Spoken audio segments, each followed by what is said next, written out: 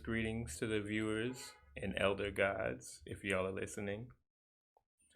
Today we're reviewing the story Lovecraft Country by Matt Ruff. Lovecraft Country is a tale that takes place in the middle of the 20th century in America.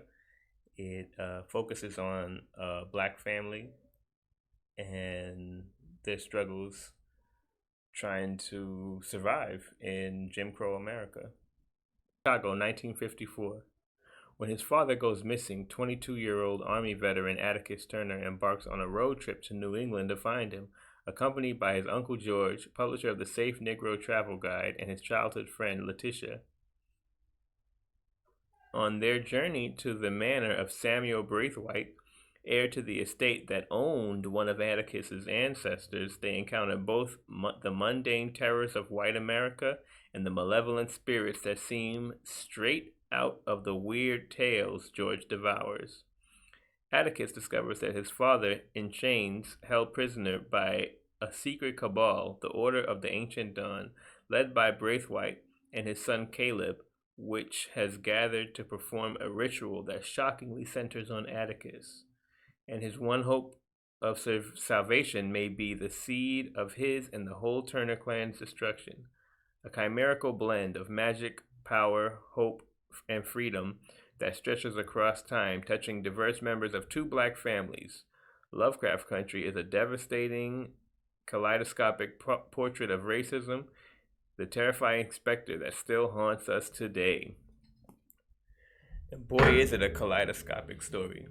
This story touches on sci-fi, on horror, on a genre I learned about, pulp fiction. You realize that it's just like comic chases and fighting, and it's so it molds all of that together, and you're left with a pretty nice story. When I first learned about Lovecraft Country, I learned about it through an advertisement for the HBO show that's coming out soon.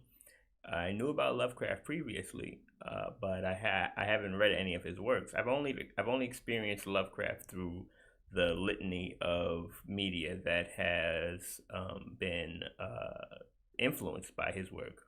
World of Warcraft being a main one. The whole World of Warcraft story is based off of Lovecraft. Well, I wouldn't say the whole story, but a lot of the background lore of the Warcraft universe is based on Lovecraft. So a lot of the monsters have names similar to the monsters in Warcraft. When I first learned about it, I learned there was a book. I said, I gotta read this. I looked it up and I learned that it's written by Matt Ruff. He's written other stories. I might check them out because I actually enjoyed this one. But when I first saw it, I said, a white man writing a story about Jim Crow lives of black people. I was really kind of erring on the side of not reading it, but I said, whatever, let me go do it. So I ran to my local library, did a nice curbside pickup, grabbed it, and I started reading it. And from the first page, I was in. Like, I read the first half of the book in like a day, and I had to like stop to take care of other business. It was that enthralling. One thing that made me kind of decide to read it was remembering that HBO picked it up, and they did well with Watchmen. So I think that maybe this might work. And I wasn't let down. It's as if Matt Ruff did research on Black life in America to the point where he almost had a checklist. Make sure that we deal with the heartbreak of Black life and losing opportunities, losing chances because people see you as a Black person and don't want to let you live. Teachers putting you down even though you might have some skills. Redlining, stopping folks from moving where they want. Police brutality. White theft. Jealousy. White jealousy. White flight when Black people move into their towns. All of that was encompassed in this story. He really worked hard to make a story where It's honest to Black life, and it doesn't try to be apologetic for white America. It has white America's racism on the table and allows the reader to judge it as they will. After I read Lovecraft Country, I went surfing, reading articles and reviews to see what other people thought of it. I knew what I thought, but I wanted to see what other folks thought. And a lot of people seemed to like it, but there was a recurring theme of, oh, is this really a Lovecraft novel? Is this Lovecraft? It doesn't seem like Lovecraft to me. It was a lot of people saying that they didn't really believe that it was an actual Lovecraft novel.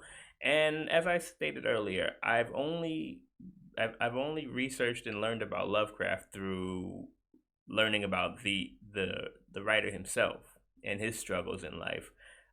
And I've looked through some book reviews of his stories, so I can't really say whether it is or it isn't. But from what I understand about Lovecraft novels and from the different tropes that H.P. Lovecraft used in his book, Lovecraft story had a lot of them. There was different dimensions, there was magic, there were ancient societies that wanted to do harm to people in order to get loads of power. There were tentacle monsters, and there was even a person who had to travel to a Massachusetts town to deal with whatever problems was happening in his family. That's classic Lovecraft.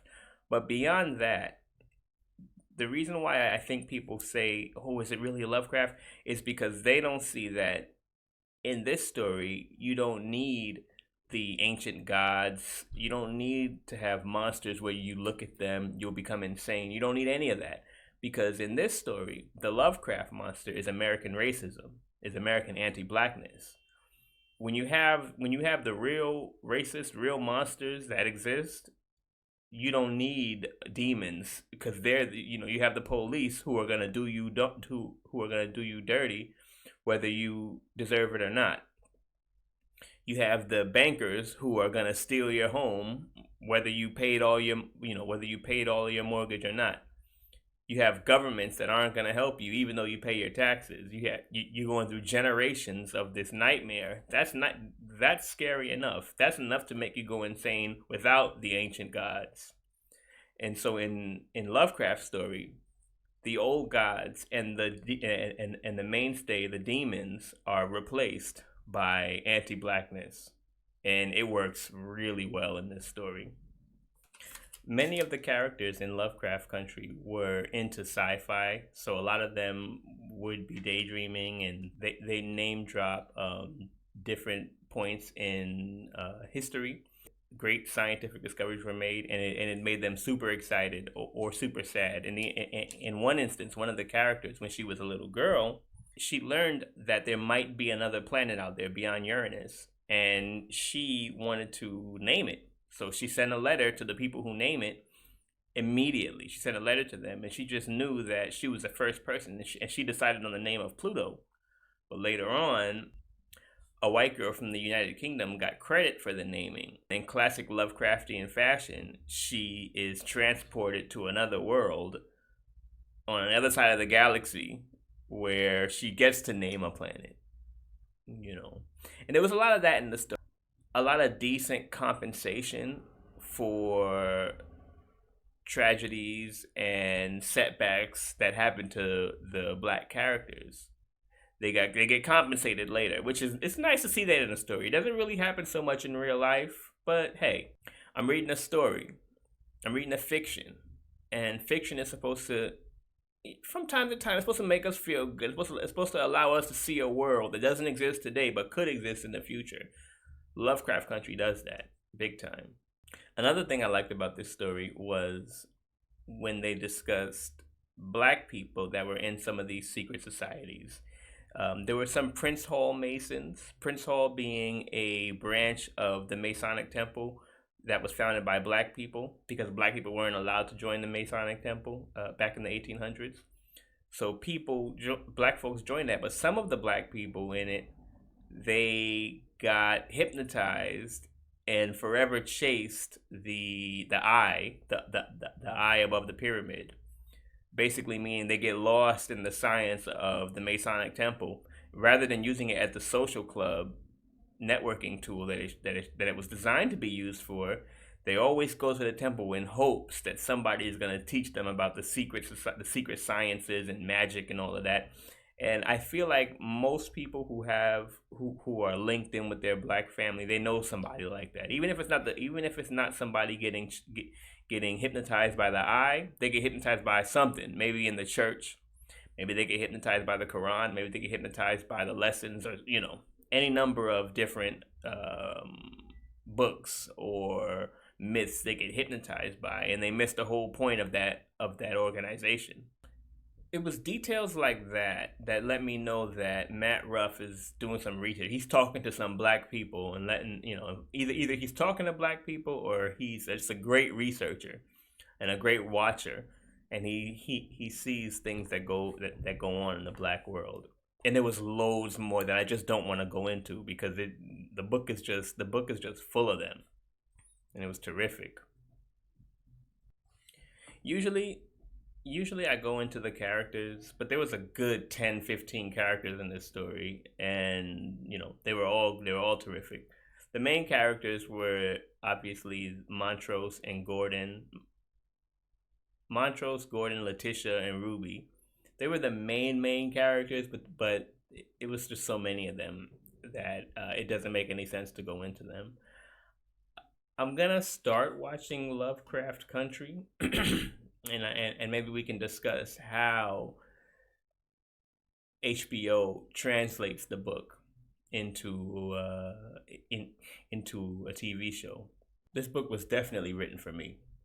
One small issue I had with it though was that going back to the checklist of Black America, it felt at a certain point I think Matt Ruff did a bit too much. There was and I felt like he was just throwing things in there at a certain point. But that was toward the end, so it's not that bad. So because of that last aspect of just throwing details in without caring about how it affects the story, you know, take a little bit away. This book gets a 9 out of 10 easily, easily 9 out of 10. Lovecraft Country by Matt Ruff, released in 2016. Check it out. I want to hear as many comments about this book, or even Lovecraft. Indeed, Lovecraft. If there are any Lovecraft readers out there who also read this book and have a more detailed comparison, I'd love to hear about it in the comments. Yeah, but what did you think of the book? Let me know. All right, y'all. Thanks for checking me out. Peace.